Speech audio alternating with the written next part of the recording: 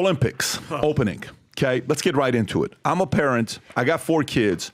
Father, you look forward to this because it's an element of competition. Right now in our house, just so you guys know, there's something very serious going on with my 2 boys, okay? That we may even document it as their first video on their YouTube channel. Here's what it is. We're debating it right now. There's something in the David household going on called the Bet Olympics. Let me tell you what the Bet Olympics is. They're now the ages where they don't want to be roommates anymore. They need privacy. I had that conversation with them. And it's serious. Tico and I'm not even kidding with you. Both of them want their own room. So big time. Freaking serious. So check this out. Yeah. I'm turning one of the rooms downstairs into a bedroom, and it's going to be a sick bedroom, and it's going to be a lot of privacy. But the one upstairs got the video of the intercoastal, so they're like, look, which one's going to get which? I said, look, guys, neither wants to tell the other which room they want, okay? Because half the battle is beating the other guy, right? That's, I mean, obviously, I don't know how they get this competitive spirit, but they want to compete. So they said, they write up the agreement while we're out of town in Arizona, doing the event, whatever we're doing. I get back in town, they show me the contract. 7 events they're going to go through. Swim, basketball, it's all these things that they're going through, right? Running. Anyways, they got all this stuff. I was invited to it at church. You know that. He invited me to this event. Whoever wins 4 out of 7 gets to choose the room. So we're in the Olympic mode. And then comes the opening. Oh, man. Ugh. And imagine your kids are sitting there who go to church on Sundays, and they're seeing this as the opening. Go ahead, Rob. Go ahead and play this as the opening. By the way, if you're with kids watching this today, hey, kids, just like when we watch movies and there are certain scenes, close your eyes. Mommy, daddy, tell your kids. This is for adults only. Go for it, Rob.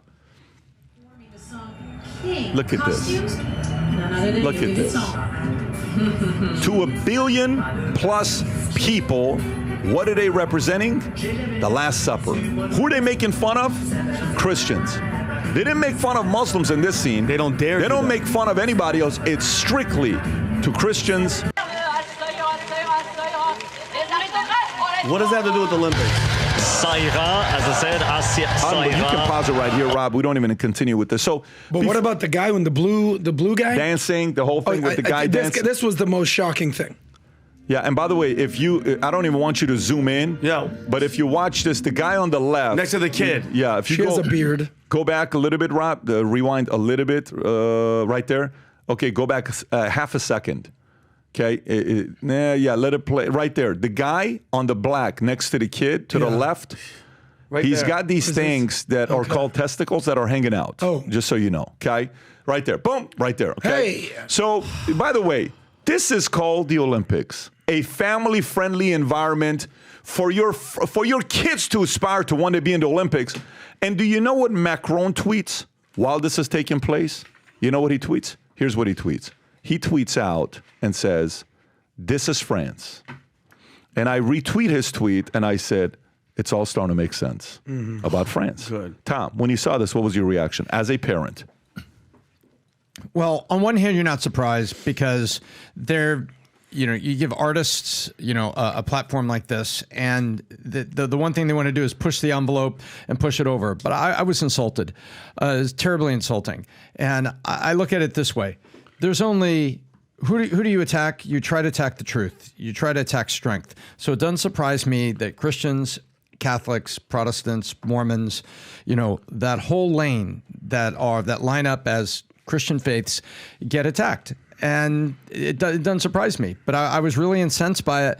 And you look at the ownership of media, you look at who's running the media channels and look like that. And it's like, how long are you going to get away with audience just coming back?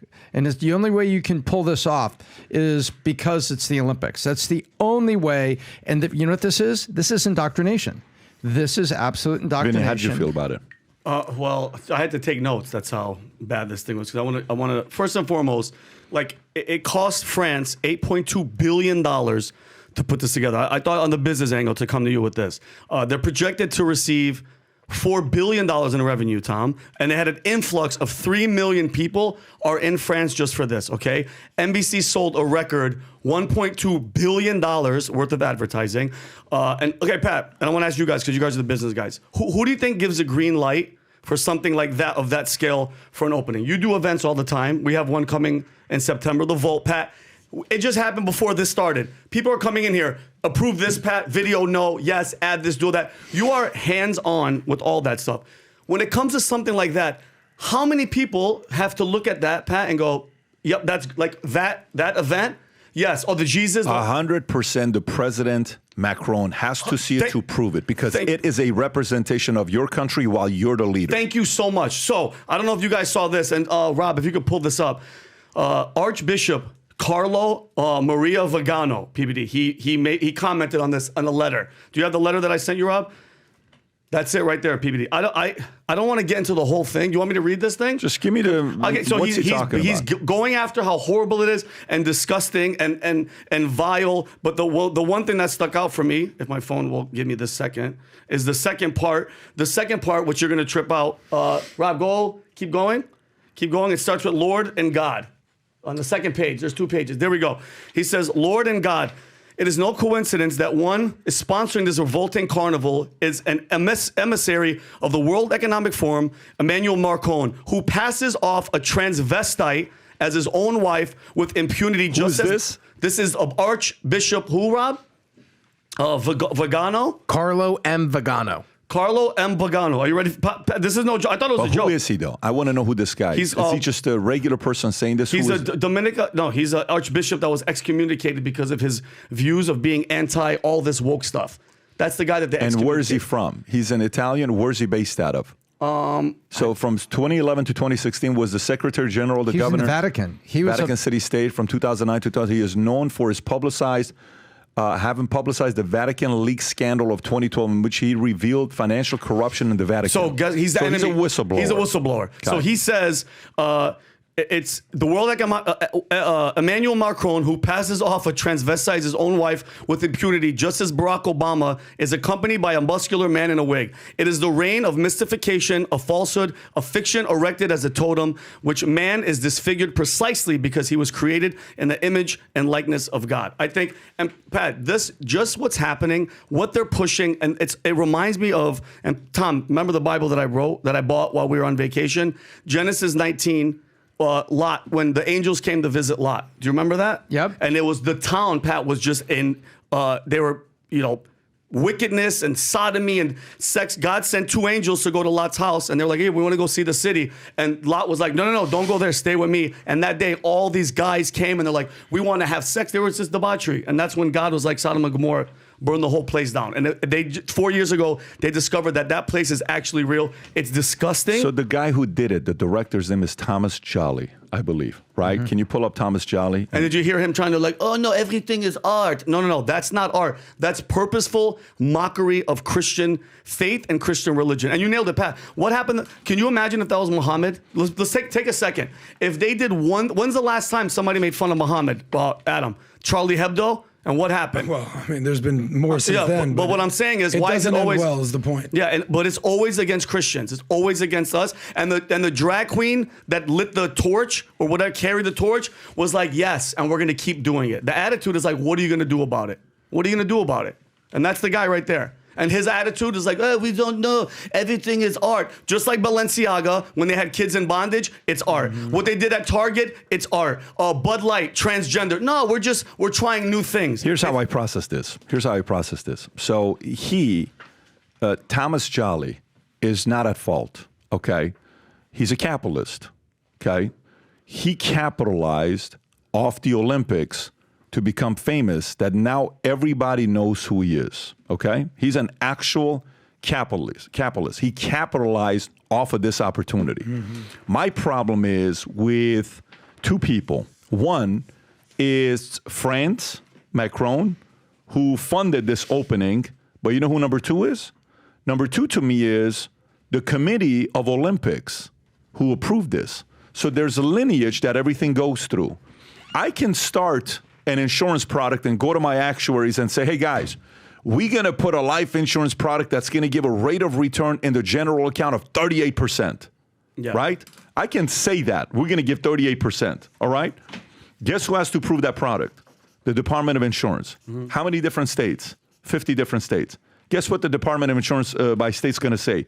No, we're not approving this product. So first, Thomas Jolly, he didn't do anything wrong in my eyes. He is a capitalist. He's a queer. He's an open query LGBTQ, by the way, that's openly coming out and saying, yeah, guess what I'm going to represent? You're an Assyrian, right? If you go out there and you get an opportunity to speak on the big stage, at the RNC.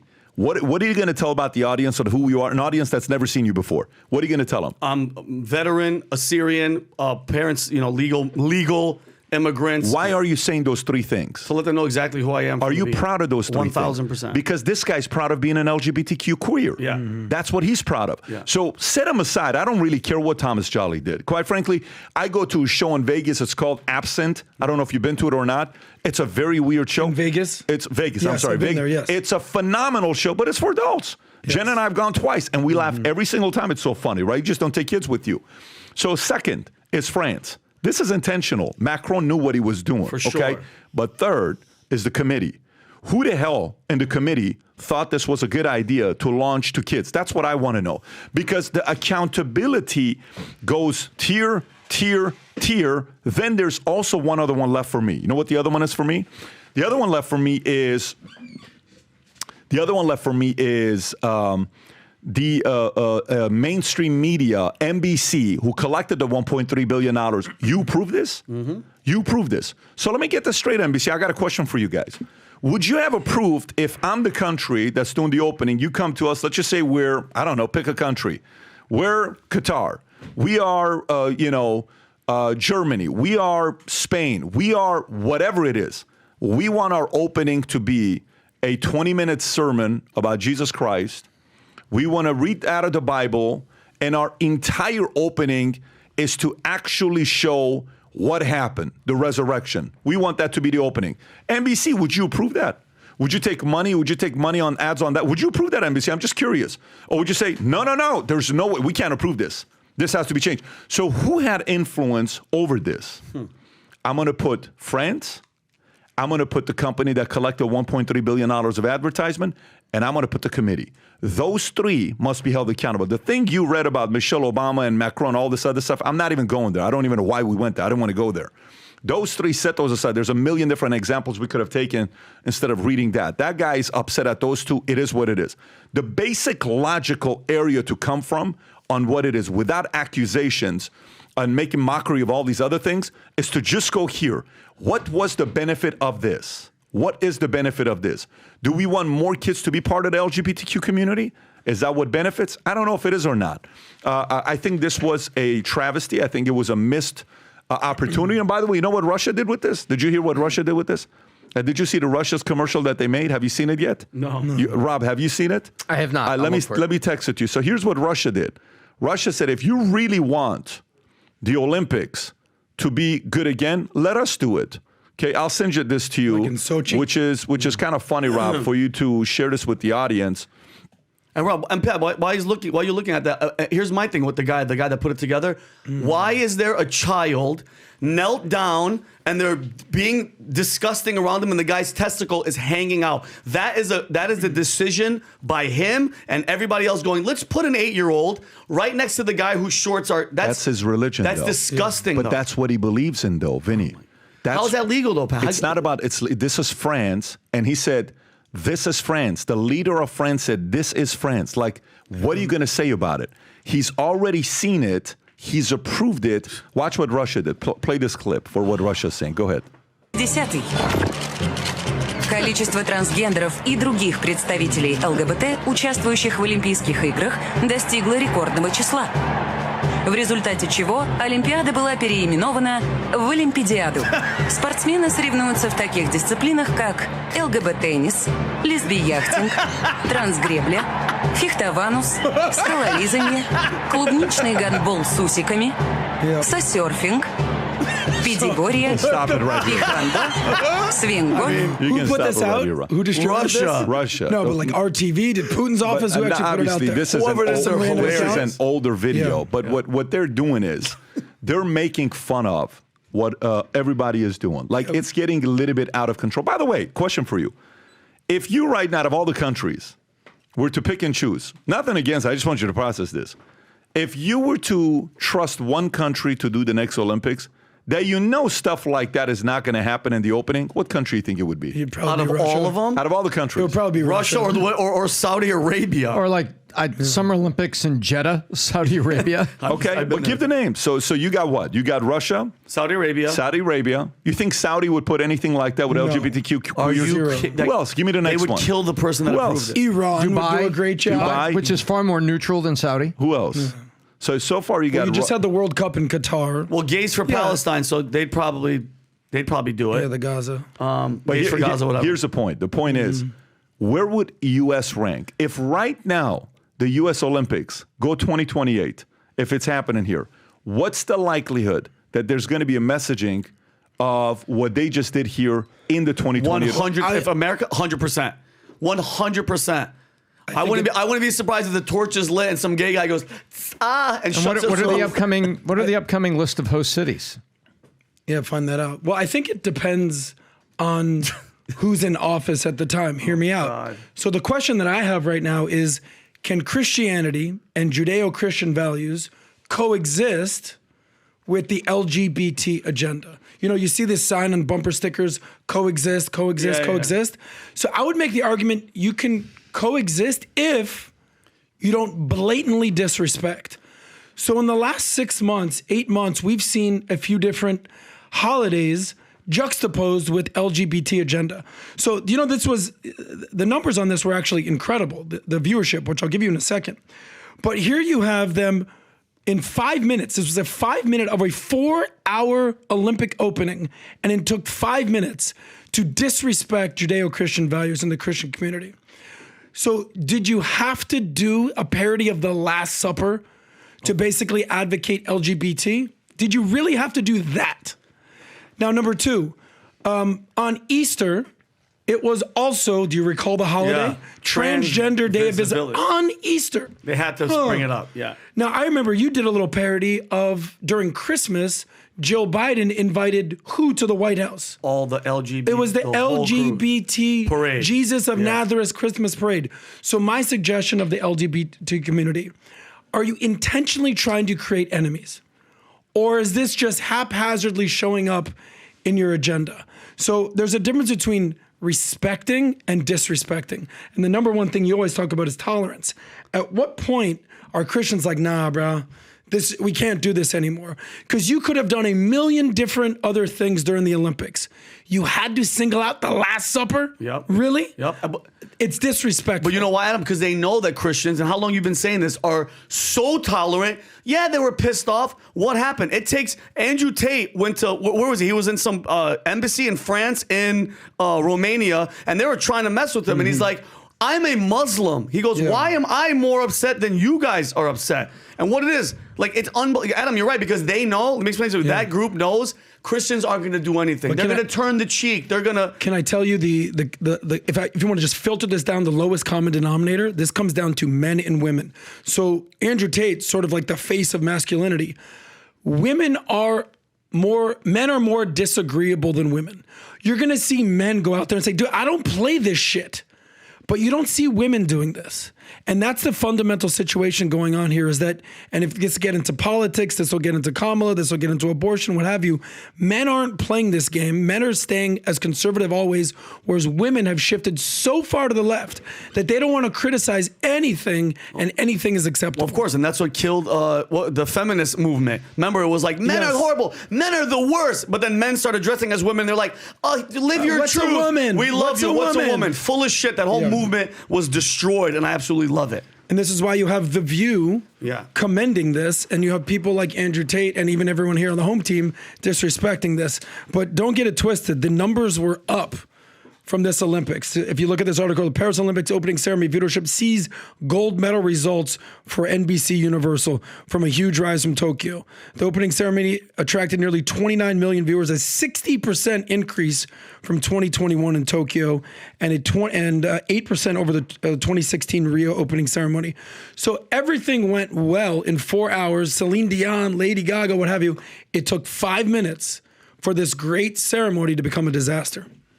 Yeah, and by the way, a lot of people are not going to be watching it. I'm just telling you right now. I haven't watched 1 second. The level of, like, for me, to even put that on. My dad loves the Olympics. So guess what my dad does? Wakes up early just to watch the Olympics. That's what my dad is. He's 82 years old. He's connected to this. You think I'm sitting there having my kids get too caught up into this stuff here? No. I'm more focused on the Bit Olympics and the David household. It's way more important. So I got an update for you. Today at 6 o'clock p.m. Eastern Standard Time, I'm running this webinar, free webinar called the AI Revolution. This thing is already, it only limits, we upped it from 3,000 to 5,000. It only limits 5,000 people to be on. 20,000 people have already registered to get on. That's the QR code. You will all get a 30-page white paper that we've put together. We put 300 hours into this. On top of that, I will be announcing 3 new speakers that will be at the Vol Conference at the end of this webinar. Nice. The only way you get this white paper is by you being on this webinar. The QR code right there is for you to get registered for it. Go out there and register, but there's a couple other things I want you to do. Register, and at the same time, once your name is in there, go on your phone and add it to your calendar. Reminder, not at 6 o'clock, 5:45 with a 15-minute reminder, because I know exactly what happens when we do these. While we go live, we're going to get thousands of emails of people saying can't get on, and it's because it's only limited to 5,000 people to get on. That is intentional. That's the QR code. Get registered. We have a lot to talk about. It breaks down every single time we went through a certain industrial revolution, things that changed, what the fears were, what industries were disrupted, how many millions of jobs were lost in a certain sector, and how the same thing is happening with AI. But if you don't know how to prepare for it, you're going to take a hit. Whether you're an employee, entrepreneur, executive, this is the webinar for you. Go to that QR code, get registered. We'll have that tonight, again, 6 o'clock, Tuesday, July 30th, Eastern Standard Time. So if you like this clip and you want to watch another one, click right here. And if you want to watch the entire podcast, click right here.